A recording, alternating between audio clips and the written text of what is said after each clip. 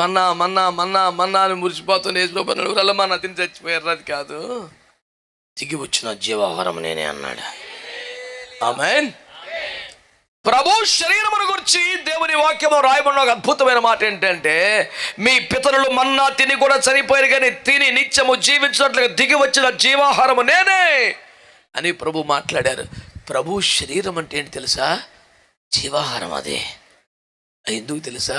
నిత్యము జీవించడానికి. మళ్ళా ఆరాధన వల్ల ఉపయోగాలు ఏంటని అడుగుతున్నావు కాదు, నిత్యము జీవించే ఒక శక్తి. చెప్పండి, నిత్యము పరిస్థితులు ఒక రకంగా ఉంటాయా? అయినా నిత్యం జీవిస్తాం అంతే. హల్లెలూయా. ఒక అద్భుతమైన మాట 1 యోహాను పత్రిక 2వ అధ్యాయం చెప్తాడు, ఈ భూమి పోతుందంట, ఈ సూర్యుడు కూడా పోతాడంట, ఆకాశం కూడా పోతుందంట, అన్నీ వెళ్ళిపోతాయంట, కానీ దేవుని చిత్తము చొప్పున జీవన్ నిరంతరం నిలబడతాడు.